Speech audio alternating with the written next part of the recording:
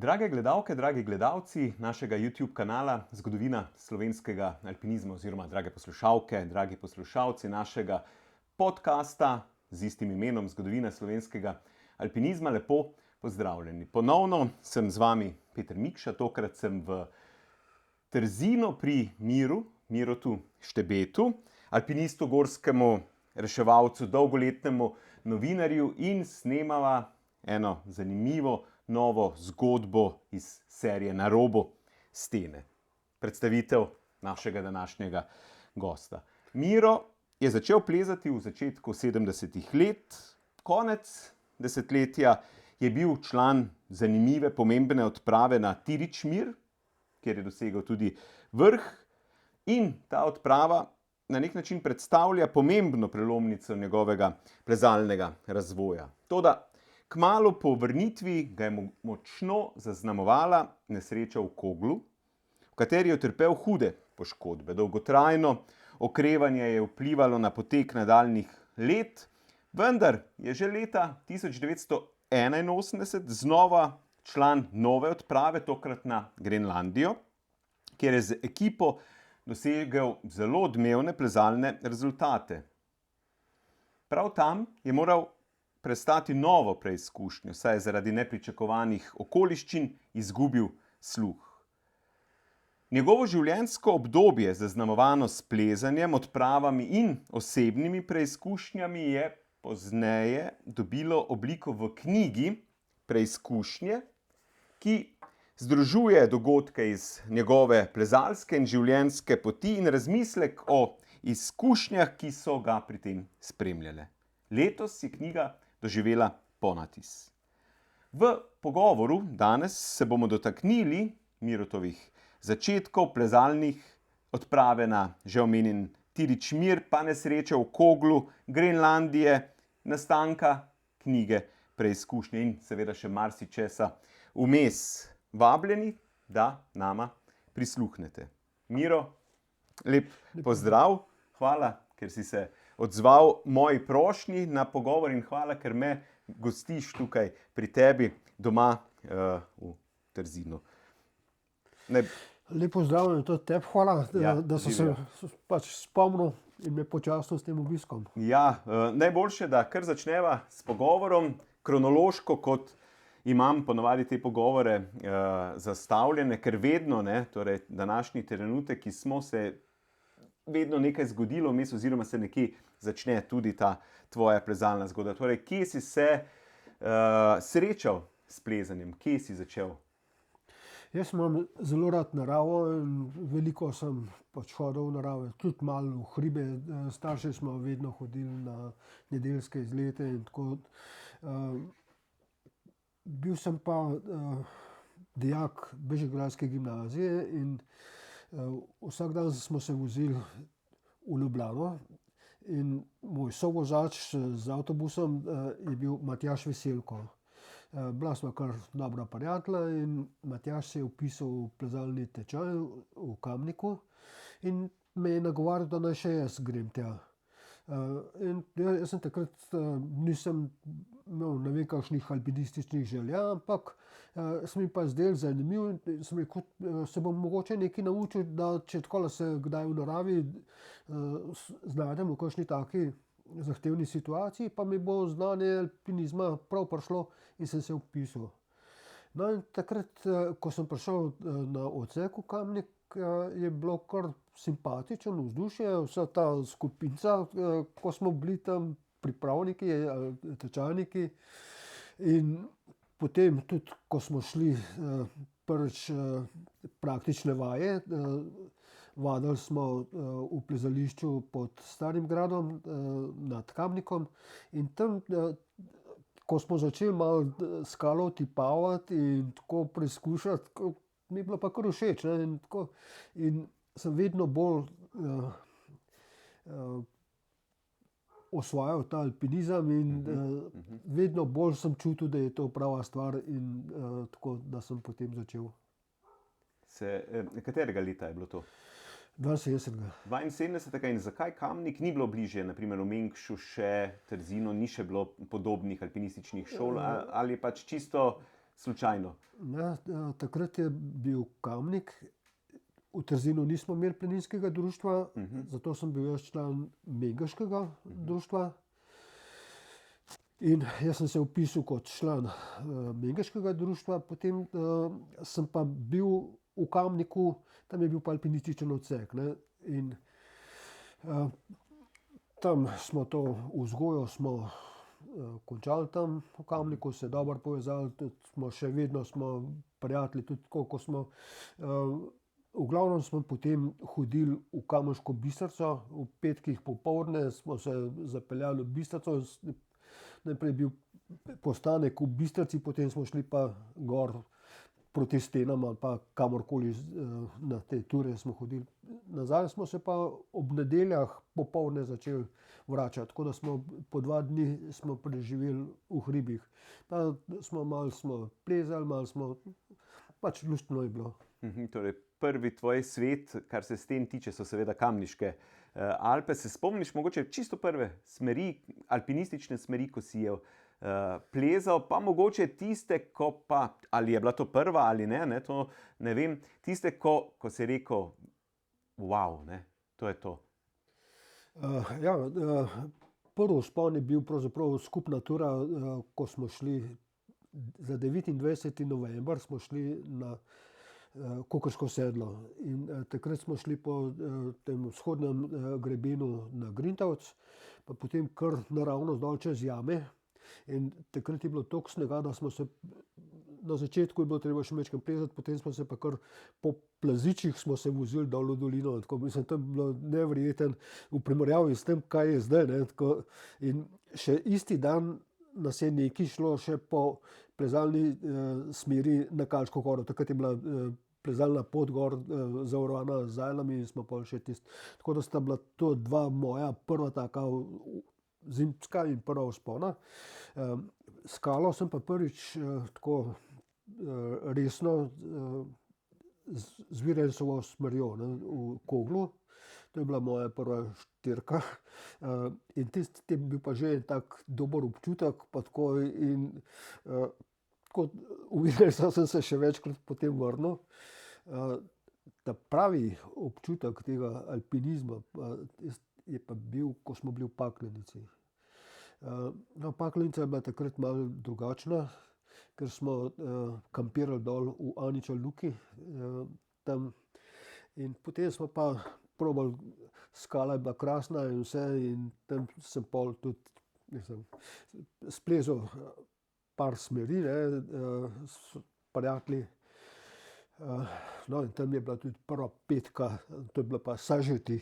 In tam je bilo najbolj všeč, ko sem bral tam 10 metra visečina rokama, je pisal tam. To je bilo meni toliko všeč, da moramo to, pravzaprav nismo viseli na rokah, ampak smo v bistvu eno roko, tako taka polička je, da se po polički malo plazaš, tam sicer noge lahko visijo dol, ampak premagaš tisto težko mesto, ampak sam vzdušje Paklenice, tam, ko smo bili tako združeni vsi, ne vem, mislim, občudoval sem na primer Tržičane, ko je načelnik tam kazal, evo, gor, takrat so v te smeri so plezali z bivaki po 2 dni, pa tako, to ni bilo tako kot zdaj, ne. In je kazal, evo, Tržiška naveza, smo videli lučke gor, pa spet Tržiška naveza, ne vem, tam je rekel, v Klinu, Mosarajški, tako, smeri je naštel in povsod so bili Tržičani, to so bili krasni. Ampak tudi Kamončani so bili kar tudi dobri, ne, in tako, in posebej je bilo pa pol živahno, ko smo ogenj imeli dol v taboru, pa smo okrog sedeli. Spali ste v Aniča Luki še, ne? Aniča Luki, ja. Torej, tako. Ja, in tudi še tako je bilo, da je vino bilo kar v vedru, da smo tako. Drugače smo pa dol hodili, ne, včasih je bilo v Aniča Luki in to je bilo živahno, tam, ne vem, tudi, ko smo bili malo bolj veseli že, so fantje skakali v vodo tam noter in se spomnim, Zobač je bil, ko je zelo dobro jodlal in je skočil v vodo, ki je bila mrzla, pogledal ven, pa začel jodati, pa nismo vedeli, ali od bolečine ali je to od užitka. Nismo vedeli, če je poril. Ne, tako.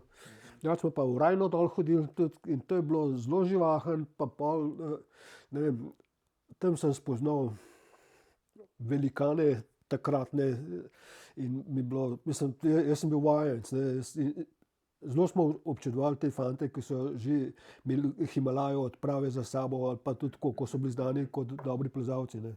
In, ampak vsi smo bili na ti, prijatelji, pogovarjali smo se, pomagali smo se drug drugemu, tako da je bilo to ena taka stvar, ko mi je res, no, to je pa prava stvar. Ko si začenjal in ko si videval te velikane, kot si rekel, si imel kdaj ambicije ali pa si želel biti torej v plezanju iti čim višje, ali ti je bilo pač plezanje samo po sebi tako všeč, da ti je bilo to zadosti? Kako si gledal na te stvari? Ja, plezanje mi je bilo všeč, ne, tako sem si želel čim več. Bil je pa tudi čas te odprave Kangbačan in tako, in so tudi potem na odseku kazali, da se z odprave. Meni je bilo to tako všeč, Bojč je razlagal, kako, in tako da sem si želel tudi nekakšno tako odpravo iti v Himalajo, pa tako, ampak zato si pač mogel biti dober, ne, tako da prideš in tako da smo kar pridno plezali. Sploh moram reči, da je kamniški odsek imel in ima še vedno zelo dobro šolo, zelo v redu organiziran in tako zelo lepo skrbijo za poučevanje mladih in tako.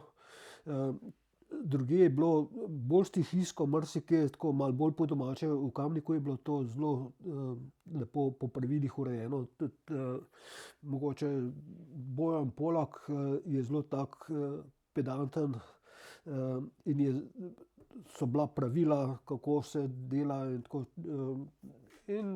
Tako da je kar, no, ampak odsek je postal zelo močen. In zato so takrat predlagali, da se razcepimo, da gremo Domžalčani in Mengšani na svoje. In nekaj časa smo delovali kot skupen odsek AO Mengeš-Domžale. In tako smo imeli pol leta sestanke v Mengšu, pol leta v Domžalah. Pa jaz sem imel vse soplezalce v Domžalah, tako takrat. Pa imeli smo te redne sestanke in smo se dobro imeli, pa še vedno smo se s Kamničani zelo dobro pobrali. Tam smo tudi pol postali pripravniki za inštruktorje, pa za gorsko reševalno. Takrat je bilo, mislim, še zdaj večinoma je v Kamniku tako, da reševalci med alpinisti zberajo, koga povabijo v svoje vrste. Tako da čeprav je zdaj že malo drugače, ampak takrat je bilo to, da so te reševalci izbrali, in to je bila velika čast, ko so te vprašali, če bi bil tudi ti pripravljen sodelovati. Ne. In tako da sem se takrat kar dobro počutil. Potem pa na nek način po nekaj letih staža, ne, te pa lahko že zasledimo na odpravi na Tiričmir, mislim, precej visoko goro. Nekaj si mogel pokazati, da si lahko prišel, ne. To je zlata doba, lahko rečemo, slovenskega alpinizma, izjemno močne generacije, Himalaja, Vabe in tako naprej. Himalaja, ne, ta svetilnik, si verjetno vsak želi, da gre, ne, na neke te odprave, moraš pa zato pokazati nekaj, ne. Torej, kako si prišel na to odpravo 1978. leta, ne? Točno, no, moram najprej reči, da je kamniški odsek v tistem času zelo dobro sodeloval s Poljaki. Poljaki niso mogli ven z Poljske in zato so iskali zveze z našimi alpinisti, in takrat je bil Slavc Šikonja, je bil zelo tak dober organizator in je na Poljskem naletel na tudi enega takega organizatorja, Stanislava Ruzinskega, Staška. Mi smo mu rekli veliki kombinator, to je tam po eni knjigi pozabil sem avtor, ampak ena taka humoristična knjiga je, ko je veliki kombinator in tako smo mi s Taško tudi veliki kombinator rekli. In takrat je bilo tako, mi smo Poljake povabili, da so prišli plezati k nam, potem smo jim povračali, smo pa mi v Tatre hodili. In smo pa tudi tam v Tatrah kar plezali in tako, in potem je pa prišlo do skupne odprave, ideja za skupno alpinistično odpravo. In prva odprava je bila na Nošak. In Nošak je najvišji vrh Afganistana. No in 2 leti za tistem je pa prišla ideja, da gremo še na Tiričmir. Tiričmir je pa najvišji vrh Hindukuša. No in v izbor smo pač prišli bolj alpinisti z tega konca in tu so me pa že poznali, tako da sem bil sprejet med člane odprave. Jugoslovanski del odprave je vodil Stanislav Šikonja, celo odpravo je vodil Stašek, Stanislav Rudzinski, tehnični vodja je bil pa Jirži Kukočka, Jurek Kukočka, mi smo mu Jirži rekli. In ko smo prišli tam, Poljaki so nas z veseljem tudi sprejeli noter v družbo, ker smo mi opremo nabavili, pa devize. Poljaki so pa za hrano pa tudi take šotore in tako, lepo smo se povezali. In to je bila dosti zanimiva odprava že sama, tako, ker smo mi najprej potovali na Poljsko, potem pa v Moskvo. V Moskvi se je cela odprava šele zbrala skupaj, potem pa čez Sibirijo in tam do Termeza na meji med, zdaj je tam Azerbajdžan, Uzbekistan, čez Amudarjo v Afganistan, tam smo tovornjak najeli, ko smo opremo peljali, na vrhu smo pa člani odprave sedeli. In pa smo se zapeljali v Pakistan. Tam smo najprej še malo z avtobusi in tovornjakom, potem pa z džipi. In to je bila neverjetna vožnja na tistih zelo težkih, zahtevnih poteh, ki so se kar podirale, tako da smo se večkrat ustavili, kot je odnesel del ceste in tako. Kasneje sem bil na cesti smrti v Boliviji, ampak se ne da primerjati s tistim, kar smo v Pakistanu vozili. No, in potem se je začela ta odprava, pot, ne. No, in Poljaki so se odločili, da gredo na glavni vrh po norveški smeri. Mi Slovenci smo pa rekli, ne, mi pa hočemo prvenstveno, in smo se odločili, da gremo na vzhodni vrh Tiričmira. In tako da smo se razdelili, Poljaki na Norveško, mi pa sem. V odpravi je bil tudi Pjotr Petrovski, to je bil zelo tak izkušen, znan poljski alpinist, ki je tudi planinski pisatelj bil. Takrat je bil naravno suspendiran, ker na prejšnji odpravi, mislim, da je bilo K2, je moral paziti na snemalca, televizijskega snemalca. Rekel je, da je bil dober, tako da je tudi za plezati in tako, da mu je kar zaupal, ampak po nesreči je na eni prečnici mu spodrsnil in se je ubil. In Petrovski, ki je bil zadolžen za njegovo varovanje, je bil suspendiran in ta odprava je bila potem zanj možnost rehabilitacije. No, in on je takoj, ko je videl, kaj Poljaki hočejo, kaj pa mi, se je kar k nam pridružil. Poljaki pa niso bili preveč ambiciozni. Kukučka je nekaj časa z njimi pa delal in tako, in potem je pa videl, kako mi dobro delamo, pa tako se je pa tudi pol on priključil nam, in tako da je malo je plezal tam, največ je pa pol prihajal k nam, ne. Mi smo imeli v začetku dva viseča ledenika, potem smo pa na precej dolg greben prišli. Tako da je na nek način je bila odprava podobna tej odpravi na Everest.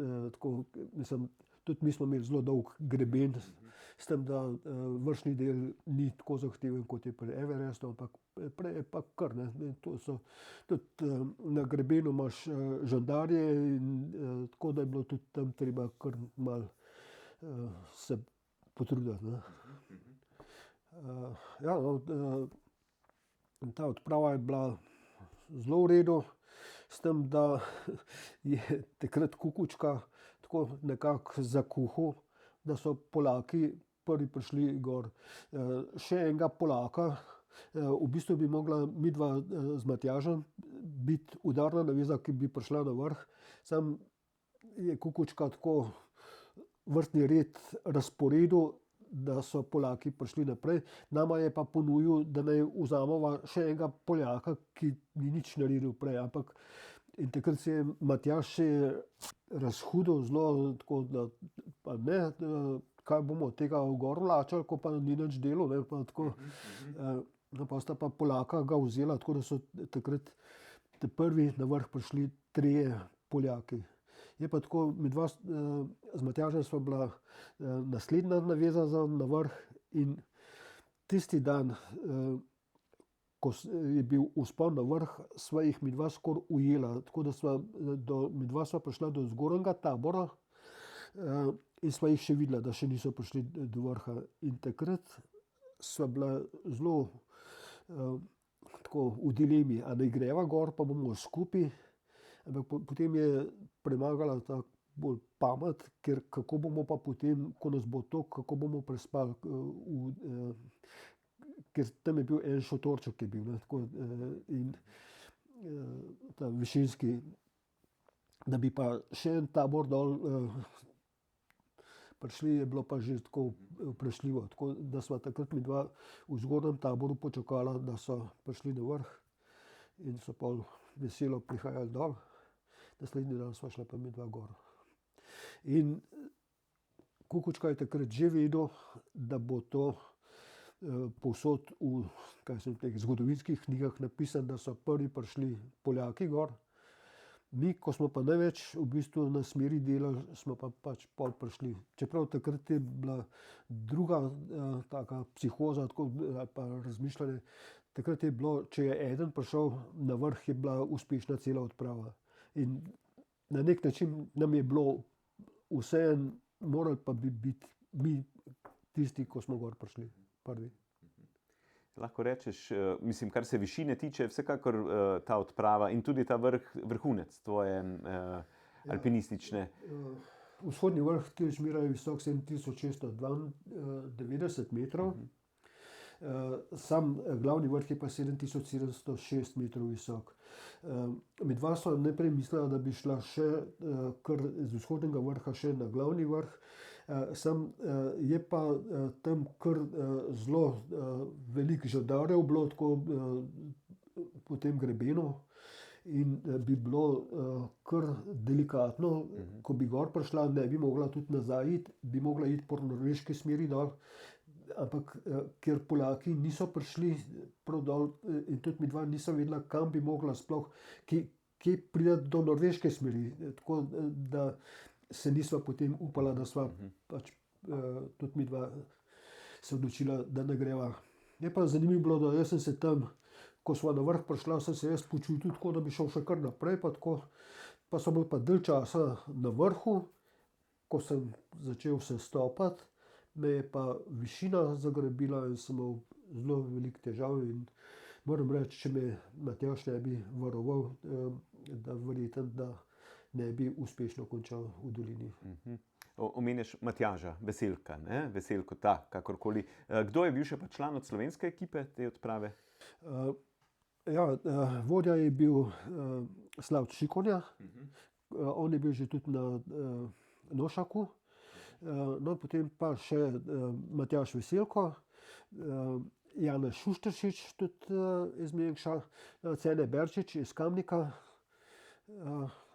To smo bili. To je ekipa, ne? Potem pa se vrneš nazaj, greš v Kogu in padeš. To je bilo, Kaj se je zgodilo, ja? Takrat, ko smo se vračali domov, smo delali krasne načrte, kaj bomo vse preplezali in tudi, ko smo prišli domov, so bile zelo dobre razmere. In jaz sem peljal prijatelja, pripravnika še v Zupanovo Koglo, ki je bila lepo tako. Pravzaprav prej smo plezali še druge smeri, Mirotom Šušteršičem pa Pubijem,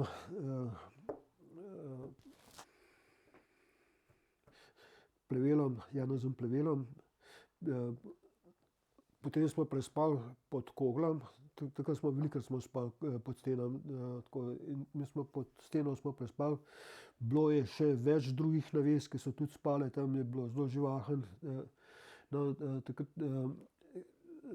drugi dan je pa Pubija zamenjal Jure Hrvat. No, smo šli v spominsko Zupanovo smer.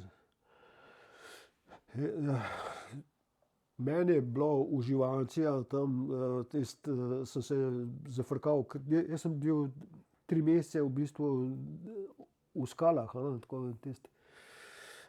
No, sem pol gor tam nad gradino, je pa en pas precej krušljivega sveta.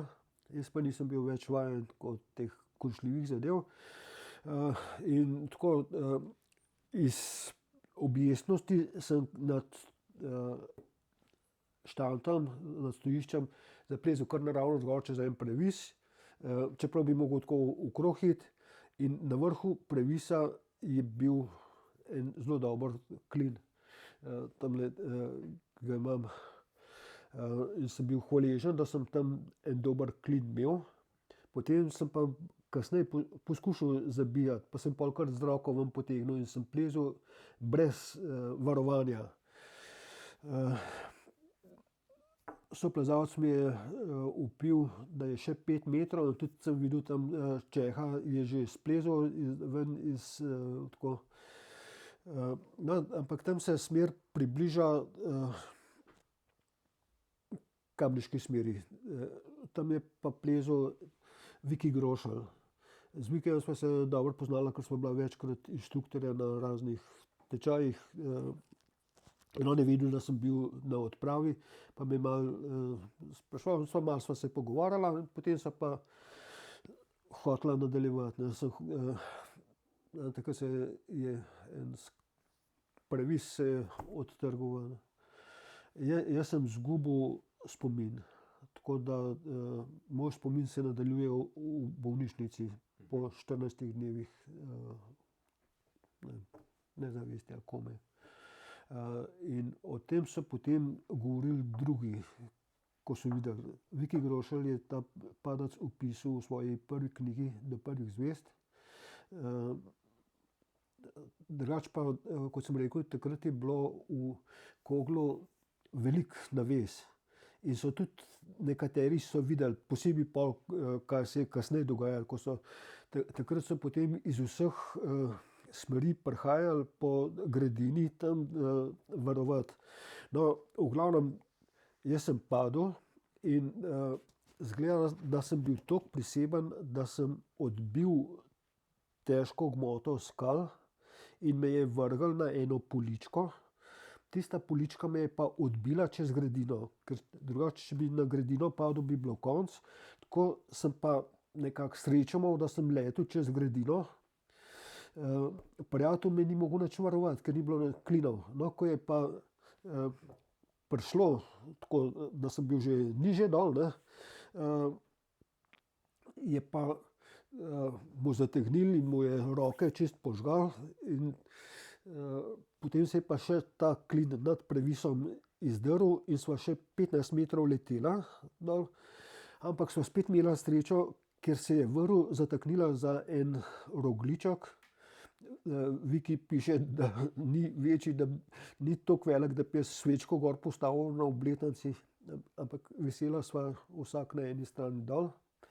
In takrat je soplezalec od Vikija Grošlja, ki je tudi varoval zgradine, je videl, kakšna je situacija in mojemu prijatelju Jožetu upal, ne se premikati, bod primer, in je splezel do najne vrvi in jo fiksiral, tako da je prijatelja Jožeta razbremenil, jaz sem pa obvisel tudi pač zavarovan gor. No, in potem so me spuščali dol in pravijo, da še nikoli ni bila reševalna skupina tako hiter tam, tudi malo zaradi tega, ker sem bil član postaje in da so zelo prijatelji hiteli. No, in ko so me spraševali, zdravnik me je spraševal tako, jaz sem takrat še govoril, tako, ampak zmedeno pa tako, in sem rekel, da me želodec boli in so me potem transportirali kot s poškodbo želodca. In to je bila pa sreča, ker sem bil kar močno fiksiran in niso me kaj dosti premikali. V bolnici so pa zdravniki ugotovili, da imam prelomljeno 11. vrtenice hrbtenice. In če bi me slučajno narodno kaj premikali, pa tako bi hrbtenjača se strgala, tako je pa hrbtenjača ostala cela. Jaz tega od začetka še vedel nisem, ko sem tam v bolnici prišel k sebi, nisem vedel, kje sem, in pa mi je bolnik iz sosednje postelje mi je povedal, da sem v bolnici, pa da imam zlomljeno hrbtenico. In jaz sem se, čisto sem se ustrašil, hotel sem nogo premakniti, da bi videl, ampak nogo sem imel v gipsu, ker sem imel gleženj zlomljen, noge nisem mogel premakniti. In sem mislil, da sem hrom, ker prav v času odprave na Tiričmir je en drug prijatelj, tudi ko je sem pripravnik bil, imel prometno nesrečo in ko so ga vlekli iz avta, so mu hrbtenjačo pretrgali in je zdaj še vedno na vozičku. Ne. In jaz sem takrat, ko mi je ta, ko ga še videl nisem, ker sem imel, glavo sem pa imel povezano, jaz sem imel 11 cm razpoke v glavi in tako. Takrat sem na tega Petra pomislil. No, in takrat sem izgubil tudi sluh na eno uho. Glava je bila počena, ampak pol sem sorazmerno hitro okreval. Ugotovil sem, da se lahko premikam in tudi zdravniki so mi pojasnili, da imam stisnjeno vretence pa prepočeno. In so mi to sliko pol tudi pokazali, kako sem hrbtenica, nož samo 30 kg obremenitve, vse ostalo so pa mišice. In v bistvu so me mišice rešile in tako. In moja sestrična je fizioterapevtka in mi je pa potem tudi tako povedala, kakšne vaje naj delam in tako. In jaz sem to zelo pridno vadil in tudi takrat sem tudi spet malo ravnotežje izgubil, ampak sem spet tudi vaje za ravnotežje delal in tako, da sem sorazmerno hitro okreval, tako, ker pač zlom kosti se hitro zaraste in tako, drugih takih poškodbe sem prenesel. In tako, konec zime je bilo že, jaz sem že okrog hodil, ne, so me pa poklicali iz Kamnika, s postaje, če se čutim sposobnega, da bi šel pomagati pri reševanju, pri iskanju ponesrečenca pod plazom. In jaz sem rekel, ja, bom šel. In tako, da sem se v hribe sem se vrnil kot reševalec. Reševalci so me odnesli, jaz sem se pa kot reševalec vrnil. Sam tistega potem nismo našli, ker je bilo toliko snega je bilo, da so šle sonde do dna, ampak nismo zadeli. In so tega potem spomladi so ga našli, ko je. Kako si pa, torej, kako je nesreča vplivala na tvoje dojemanje, predvsem govorimo o plezanju, glede na to, da že potem 81. leta greš na odpravo na Grenlandijo? Ja, Na začetku sem vedel, da sem veliko žalost naredil staršem, pa tudi tako. In sem rekel, jaz bom nehal plezati. In sem začel paratnam že deliti opremo. Posebej so bili pa vredni vodniki. Jaz sem imel kar nekaj plezalnih vodnikov, ne, sem jaz to pol razdelil, nekaj sem jih na odsek dal. Tako. Ampak jaz tista jesen je bila tako lepa, jaz sem čez okno gledal tam platane, kako so se barvale, prijatelji so prihajali in so mi poročali, kje so plezali, kako bilo super. Jaz enostavno, čeprav sem tako govoril si, nehal bom, pa nisem mogel brez hribov vse, karkoli je bilo, kaj v hribih, to sem jaz mogel videti, poslušati in tako. In nisem mogel nehati. Tako da je pa zanimivo, da takrat, ko smo nehali to akcijo iskanja, smo se zbrali v Kamniški Bistrici, tako kot ponovadi reševalci posedajo. Ne? In takrat so se fantje pogovarjali, kam bo kdo kaj šel, pa tako. In takrat je tudi eden začel razlagati, ne vem, kdo je že bil, ampak da bi pripravili odpravo na Grenlandijo. Meni se tisto fajn zdelo, ampak sploh nisem mislil, da bi šel tja, pa da bi bil jaz, da bi kandidiral. Ne, pa smo pa začeli plezati, pa tako in se pogovarjati veliko. In to je bila potem domžalska odprava, tako da smo bili v bistvu alpinisti Domžale Kamnika, ne, Domžale Mengeš, pa smo šli. Vodja. Stane Klemenc.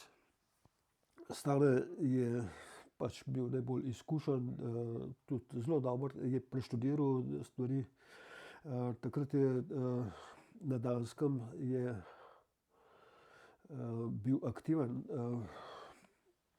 Hrvat, ko je bil tudi nekaj časa predsednik Danske planinske zveze. No, in ta nam je tudi pomagal s podatki. In takrat smo izvedeli, da imajo na Grenlandiji nove, močnejše helikopterje, s katerimi bomo lahko leteli precej daleč, kot so prejšnje odprave. In mi smo bili takoj za, ne. In potem smo odleteli do ene še povsem neobiskane gorske skupine. Ko smo gledali tiste vrhove, smo bili kar majčkeno prestrašeni, a bomo mi tole lahko tukaj. Ampak pa smo pa začeli in nas je potegnilo in je bilo res užitek plezati, čeprav smo kar težke zadeve lezali. Tako. In pa se je izkazalo tudi, da je precej visoka višina. Samo mi nismo imeli, takrat ni bilo takih GPS pa tega, mi smo imeli walkie-talkie, tako, ki niso ne vem kaj nesli, še na vrh stene se nismo mogli poklicati. Pa tako, ampak tam pač je kazalo približno višinomeri, so kazali višino v bazi pa gor in lahko, da bi bil ta vrh, najvišji vrh skupine, ko sem s prijateljem sva gor zlezla, bi bil lahko drugi ali pa tretji najvišji vrh Grenlandije. Mi smo tam na Geografskem inštitutu pa dali te naše podatke, ampak ni bilo nobenega odgovora kasneje. Tako da še zdaj ne vem, mogoče bojo pa kdaj potrdili. Tako, pač ni jih posebej zanimalo to. Ste pa veliko preplezali smeri, pristopov in tako naprej, ogromno, ne? Na 25 vrhov smo prišli kot prvi ljudje, pa naredili smo pravzaprav še nekaj več vzponov. Smeri so bile največkrat kar dolge, okrog 1000 metrov. In tudi tako, let je bil tako 65, pa tudi več, tako, dobro, tudi manj, ampak tako, da je bilo kar po koncu. Pa granit je bilo tam tudi 4-5, tako da so bile stvari kar v redu. Tako. In pa mi smo bili zelo zadovoljni, tudi dobro smo lezali. Fajn je bilo, ker je bilo takrat poletje in ni bilo noči, in ko smo začeli plezati, smo plezali do konca. In tudi v bistvu se nismo ustavljali za prehranjevanje, ker se tam ni splačalo topiti sneg, pa ne vem karkoli. Imeli smo samo čokoladke pa med, pa smo šibali. In po uspešno opravljeni odpravi čakate helikopter, ki ga ni. Ja, potem mi smo že vse podarili, bazo, tako bili smo navdušeni. Dogovorjeni ste bili za določen datum, ali kako, da pride helikopter, da vas pobere ta in ta dan? To je bilo vse določeno, kako bi mogli priti, ampak helikopterja ni bilo. In potem nismo vedeli, ali se pilotu kaj zgodilo, ali je napačne podatke vnesel noter, ker hec je bil tam, da nam, ko smo kompas busole imeli, so se magnetne igle vrtile, preveč blizu tečaja smo bili, tako, pa dobro, helikopterji imajo boljše, ampak lahko se pa tudi zmotil, tako da nas mogoče ne najdejo, ne, tako, in od začetka smo čakali, vse bo jutri, bo priletel, pa tako, pa še naslednji dan, tako. Potem nas je pa že začel malo skrbeti, kaj pa zdaj. No, in takrat je Stane, kot bil vodja odprave, je sklical krizni sestanek, ne, in je rekel: "Fantje, zdaj bomo pa mi omejili prehranjevanje." In no, postavili smo sam šotor, da smo spali, ampak da bi ga lahko takoj podarili, če bi helikopter priletel, ne, tako, drugače oprema je bila vsa spakirana in smo čakali, ne, tako. No, in potem smo tudi tam na ledilniku pred bazo smo se prijeli vsi za rame in smo tako velik sos potlačili, tako, da smo upali, da bo kakšen avion slučajno letel tam, pa da bi tisti SOS zagledal. Tako. Potem smo alufolije tako v različne kote usmerjali, pa tako na različne načine smo razmišljali, kako bi pritegnili pozornost. Tudi na walkie-talkieh smo tipkali SOS, pa tako, ampak ni bilo. Celo en avion je letel blizu nas in smo mi vse mahali tam, smo mislili, pa nas ni videl, ne, tako, in je pač odletel. Vodo smo imeli, ker smo lahko na skalah topili sneg, ne. Hrane je bilo pa zmeraj manj, ker takrat neki hrane pravzaprav nič več ne bi smeli imeti, ker je bilo preračunano, koliko bo kdo pojedel, zaužil kilokalorij na dan. Samo ker med plezanjem nismo toliko jedli, nam je nekaj hrane ostalo, no, in tisto smo potem razdelili na zelo majhne obroke po 500 kilokalorij na dan za enega. In to je bilo tisto prehranjevanje, je bilo kot mašni obred. To smo tako pazili, kako je kdo rezal. Imeli smo pa veliko začimb, ki pa niso. In potem smo si hrano, prepečen, pa vse smo si izboljševali z najrazličnejšimi začimbami. Nisem mogel vedeti, da so začimbe lahko tako okusne. Tako. Sam hrane je bilo zmeraj manj in fantje so bili tudi kar precej lačni.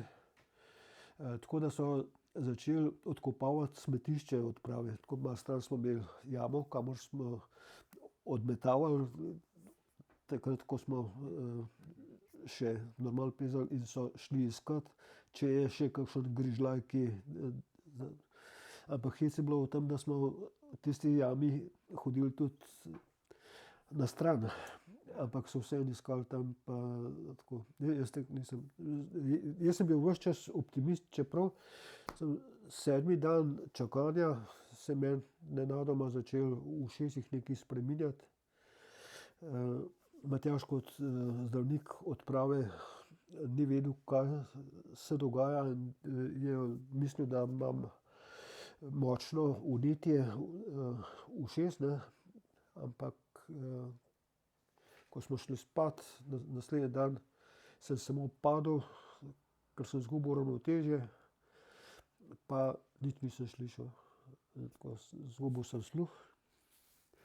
Ko smo prileteli domov, sem bil v bolnici, ampak so me Torej, helikopter je potem prišel. po 9 dneh, 9 dneh. je helikopter prišel in povedali so nam, da je ob obali bilo zelo slabo vreme in da je celo poskušal nas reševati, ampak da se je vrnil in so nam celo zaračunali, poskusili so nam zaračunati ta poskus reševanja, samo tistega mi nismo hoteli plačati in so pol tudi prav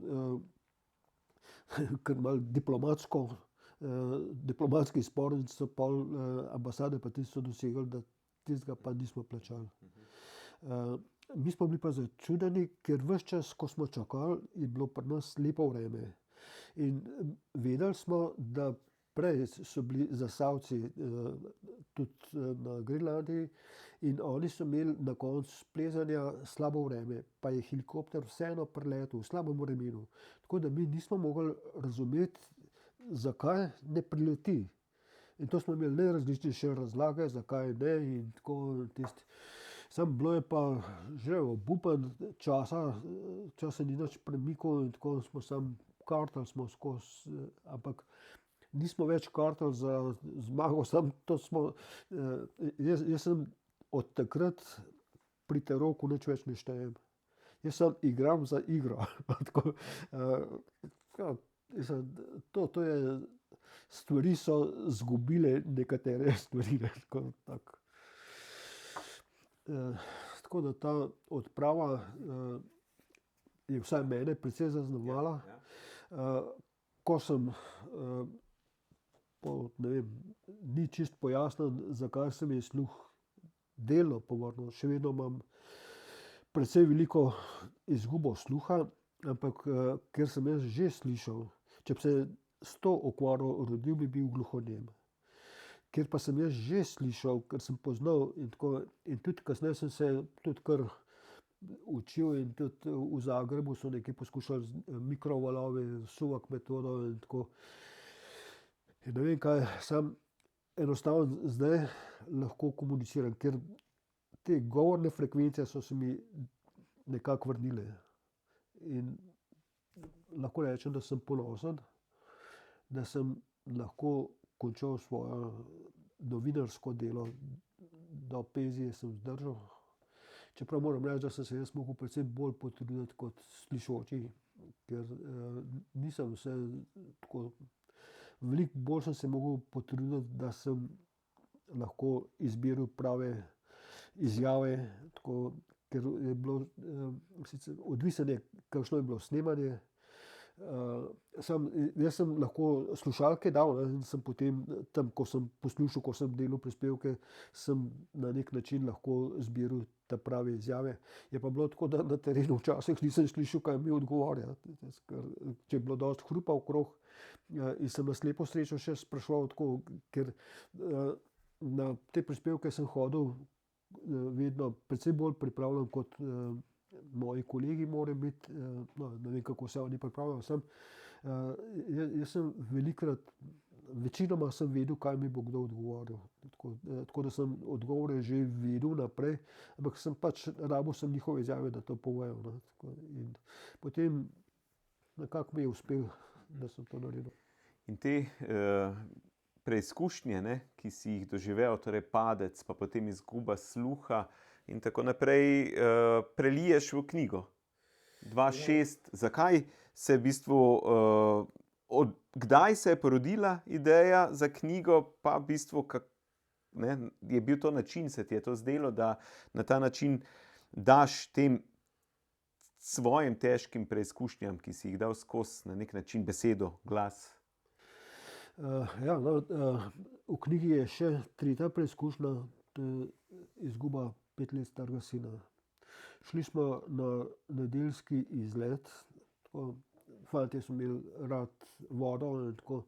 In sem hotel peljati do spodnjega Martuškega slapu, da gremo. No, ko je tam v soteski, je priletela skala in zadela točno glavico 5 let starega sinčka. In sinček bi je umrl v naročju, mislim, tako. In to je bil res hud udarec, kaj takega nikomur ne privoščim in tako. No, in takrat so bili zelo težki časi in za vse nas, veliko smo prebirali o življenju, po življenju, po smrti, ne, tako. Vse sorte. Jaz sem novinar in jaz sem imel zgodbo in enostavno sem mogel pisati. Zapisal sem tisto, kar sem doživljal in tudi, mislim, te prejšnje preizkušnje. In moram reči, da ko sem napisal knjigo, mi je nekako ampak ne vem, eno breme mi je padlo z ramen. Nisem mislil takoj, da bi knjigo izdal. To sem pisal zase. Tako dal sem na papir. Ker jaz sem že napisal tudi eno drugo knjigo o svojih potovanjih, pa je nisem izdal. Samo na par prijateljev je videl, pa tako. Zdaj sem jo pa napisal. Zdaj, naslednja knjiga, ki jo bom izdal, bo o teh potovanjih. No, in sem kasneje sem pa razmišljal, da bi pa to knjigo vseeno izdal, ker bi mogoče komu le lahko dala kakšno idejo, pomagala pri premagovanju teh preizkušenj, kakršne dobi vsak človek. Jaz verjamem, da vsak od nas dobi svoj križ. Ampak prav v tej knjigi govorim o tem, da istočasno dobimo tudi moč, da te preizkušnje to lahko nesemo, da ta križ nesemo dalje. Ker meni je takrat ena prijateljica mi rekla, da je v bolečina naj ti da moč.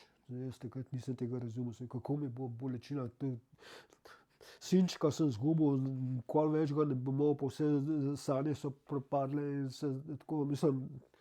Ampak kasneje sem pa videl, da je to, da najdeš v bolečini neko moč in da se ne predaš, tako kot se nisem hotel predati, ko sem sluh izgubil. Takrat, ko so me odpustili, sem se skregal s predstojnikom klinike. Sem to bil čuden prepir, on je mogel meni pisati, jaz sem lahko govoril. In sva se kregala, jaz sem mu ugovarjal, da bom jaz še slišal. On mi je, da je prišlo do krča v notranjem ušesu, da te čutne celice, živci niso bili prekrvljeni in so odmrli, pri živcih pa ni regeneracije, in pač bom do konca življenja 100% gluh. In me je tolažil, da ni konec življenja, da še tudi gluhi rabijo novinarje. Pa tako sem, jaz bom še slišal, moram slišati in tako. Tudi kot po tej zlomu hrbtenice sem tudi se želel vrniti nazaj med normalne ljudi. Ne, tako. In jaz mislim, da ta knjiga govori samo o tem, kako moramo v sebi najti moč, da premagamo te težave, preizkušnje, ki se nam kopičijo. Vse, ne vem, sina ne bom oživel, ampak naučil sem se pa živeti tudi s tem. In tudi sluh pač živim kot drugi. Letos je doživela ponatis, ne? Ampak z enim posebnim namenom, ne? Ja, to je bilo, leta 2005 je izšla ta knjiga.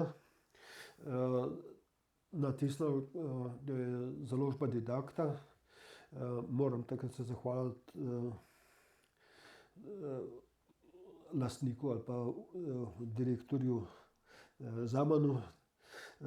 On je tudi izgubil sina, drugače je pa tudi alpinist, in tako da je on bil takrat pripravljen to knjigo ponatisniti. Sam je pa bilo zanimivo, jaz sem mislil, da bo šla knjiga v pozabo, pa kar ni šla. In skozi so me ljudje spraševali, kje se da dobiti to knjigo, kako, ali pa tudi tako so mi govorili, da so knjigo prebrali, ali pa tako. In zdaj, ko sem šel v penzijo, sem delal načrte, kaj bom v penziji, in sem rekel, da bom začel malo knjige pisati, ne, pa tako.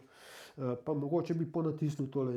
In to sem se pogovarjal z enim prijateljem, invalidom, ko mu včasih pomagam tam zbirati papir ali pa kakšne vožnje, da tako pravim. In pa kar sem rekel, mi ti bomo pa ponatisnili to knjigo, ker tudi govori tako, kar je dobro za invalide, tako, tudi kako se je treba boriti. Sem rekel, fajn, ne, tako, jaz se odpovem honorarju, tudi pri prvem sem se odpovedal honorarju, ker ne mislim služiti, ko pisem o smrti svojega sina. Sem rekel, prav, dajte, natisnite. In pa smo hodili tam okrog tiskarjev, pa se pogovarjali, ampak pa kar ni bilo tako, ne tistega denarja, ki je bil potreben, pa nič ni štimalo, pa tako, in sem jaz rekel, da nehamo. Pa ne, da se je že vse zmenjeno, pa vse tako, dajmo, pa tako. In pol, da bi denar za to založbo dobil, sem šel jaz po občinah, iz katerih sem poročal kot dopisnik, in župani so bili kar radodarni, so kar vsak, mislim, so dali toliko denarja, da je knjiga prišla ven. Pa še Stamovci je pomagal. Super. Seveda pri pisanju si že omenil, da ti je zelo pomagala tudi tvoja profesija, ne? Torej, da si novinar pri knjigi in na splošno. Pa tudi del tvojega življenja, če povežemo plezalsko življenje in službo kot službo, si veliko povezal s tem gorskim ali pa alpinističnim svetom. Jaz osebno se te prav dobro spomnim kot novinarja na RTV, ko si imel prispevke, ne, sem vedno rekel, ta je pa alpinist. Si povezal v bistvu to delo, tudi kar se službe tiče? Ja, jaz sem že praktično od vsega začetka hotel čim več stvari o alpinistih spraviti v naše medije. Tako da sem pisal tudi, domžalski občan, pa tukaj o teh naših vzponih. Franci Savec me je uvrstil v Indox službo, ki je takrat delovala. In takrat moram reči, da je bilo to kar pionirsko delo, ker alpinizem takrat še ni bil tako nasplošno sprejet, kot je zdaj. K prepoznavnosti pa priljubnosti alpinizma so prispevali uspehi naših alpinistov tako na odpravah, ampak v veliki meri je pa tudi, moram reči, zasluga Francija Savenca s temi alpinističnimi novicami, Indox službo, Sona Dolinša, ko je v delu Planinske novice, tako. In tudi te drugi člani Indox službe smo kar dosti pisali. Jaz sem tudi, dalj časa sem bil član komisije za alpinizem, no, in takrat smo alpinistične razglede začeli izdajati, in smo tudi s temi alpinističnimi razgledi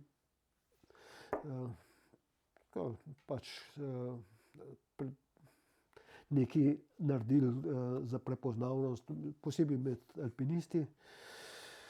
Moram reči, da so drugače alpinisti ali pa gorniki kar pisoči, ampak ni pa bilo to v medijih, in tudi uredniki v glavnem niso bili prav dosti naklonjeni objavljanju tega.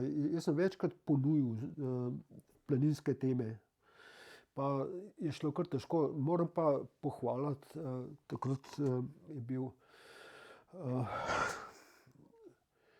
urednik športne nagajami EMŠO, Franci Pavšar.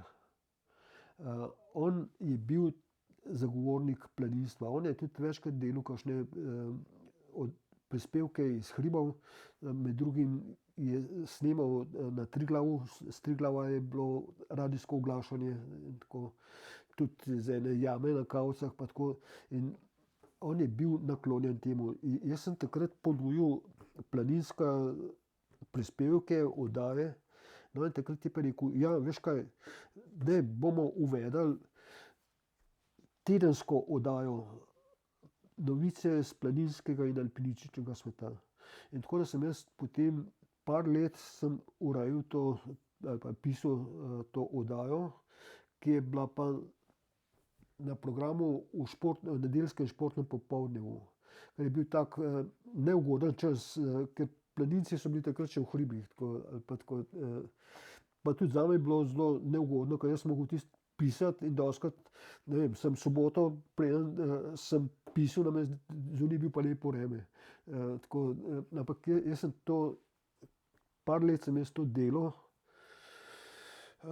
In ne vem, takrat je bilo tudi še kar poslušano to. Potem sem tudi posnel serijo, to je pa televizijska, serijo oddaj, 6 oddaj, Zimska planinska šola. Smo šli na Voglu, smo snemali, tako in smo prav to zimsko šolo smo od uporabe dreves, cepina, pa te opreme in vse te stvari smo imeli. Tako da ta oddaja je bila še enkrat tudi ponovljena. Ja, drugače sem pa tudi dal tako predlog za planinske oddaje. No in takrat je bil na televiziji urednik Mito Trefalt. In on je rekel, mi se tudi pogovarjamo, da bi eno planinsko oddajo začeli. In mi smo pa že izbrali Marjeto Keršič, da bo to vodila, daj se ti z njo poveš. No, jaz sem se povezal z njo in Marjeta je bila kar zadovoljna, da sem jaz prišel zraven, pa tako prinesel nove ideje. Veliko smo se na kavicah pogovarjala pa delala načrte. In tako da je bila prva oddaja Gore in ljudje je bila posneta na Kamniškem sedlu.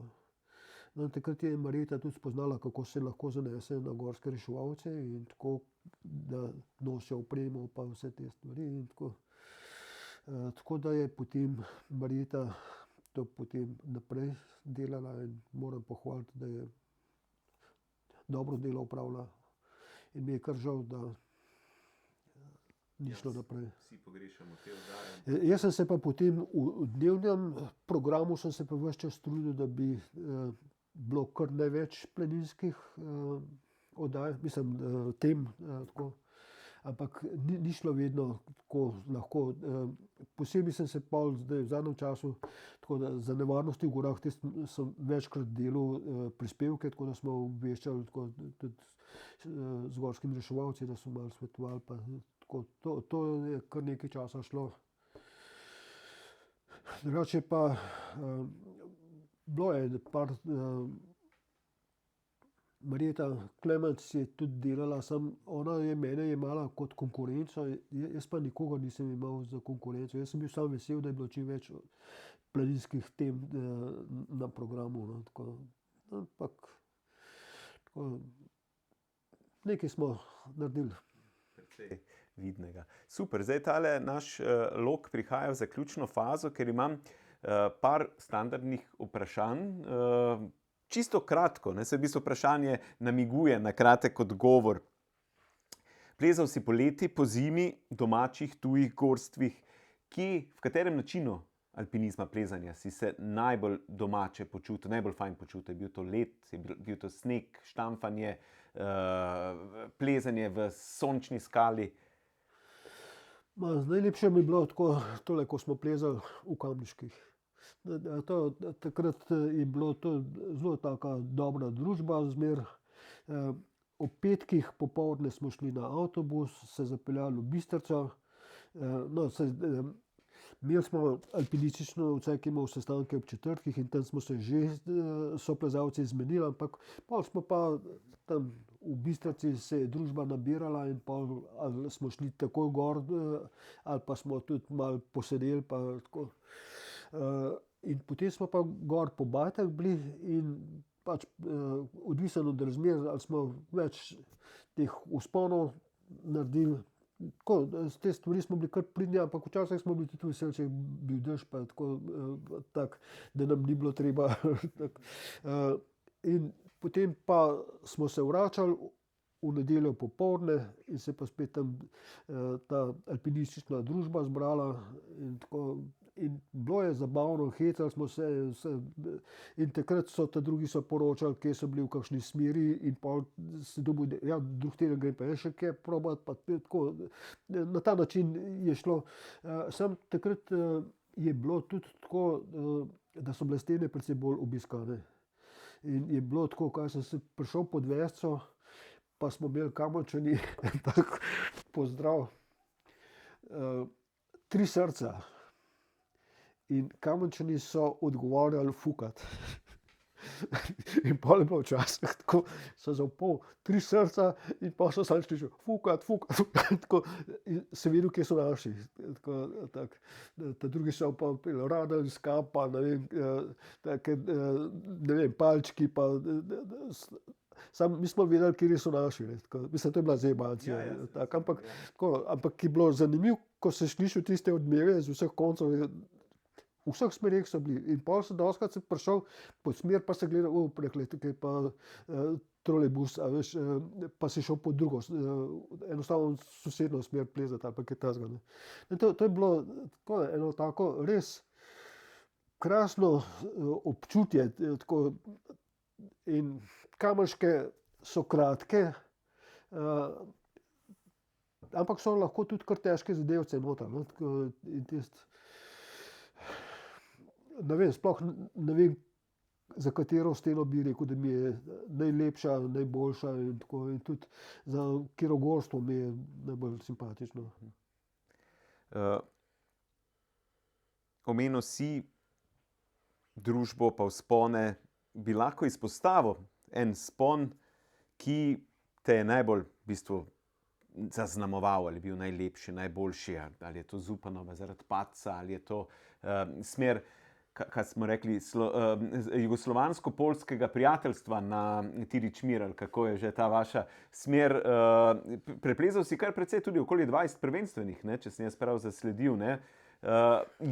Torej, če moraš zgolj eno smer izpostaviti, katera bi bila to? Kaj pa vem, vsaka smer je bila nekje doživeti po svoje, ne, tako da bi jim delal krivico, če samo eno izpostavil. Ja, kaj pa gora, stena, torej linija, ki si jo želel, pa ni prišla nikoli na vrsto?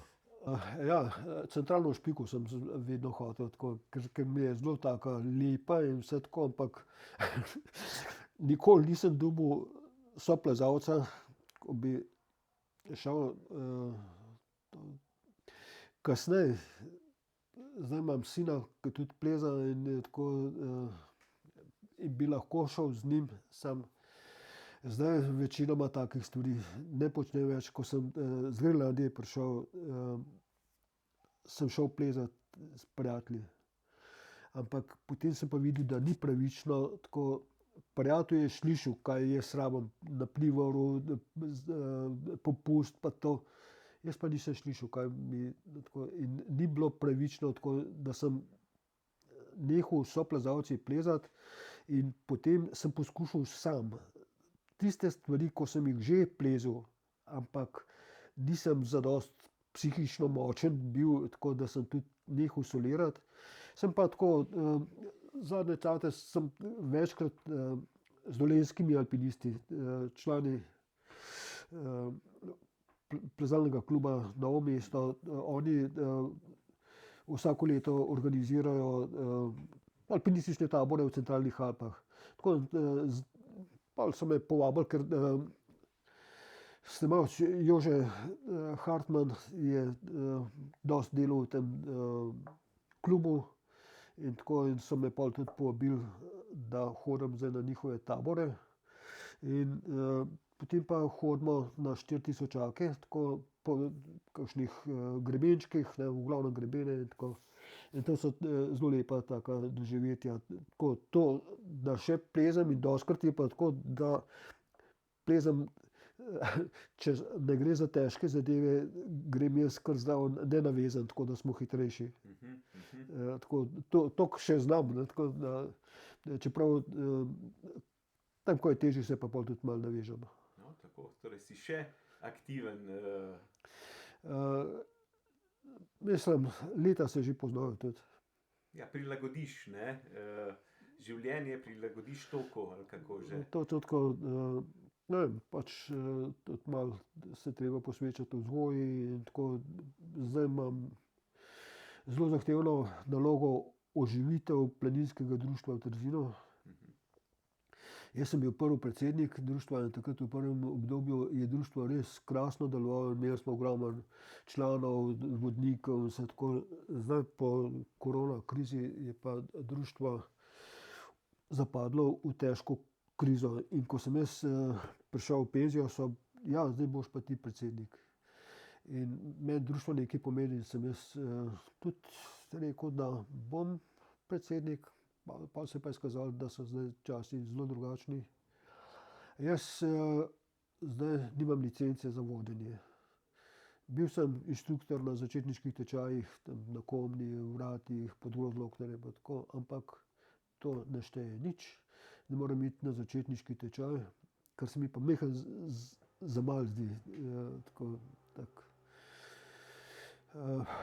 Zato zdaj vodim lahke izlete bolj za penzioniste, ker Slovenija se stara in vse več je starejših, mladih upokojencev in tako, ki bi rad šli v hribe, ampak se pa ne upajo. In zato bi mogli tudi na Planinski zvezi tudi majhen bolj razmišljati o teh ljudeh in imeti tudi več teh vodnikov, ki so sposobni peljati tudi po lažjih predelih. In tudi Slovenija je toliko razgibana, tudi tako, da bi lahko tudi v Sredogorju pa tako vodniki vodili na lepe planinske izlete.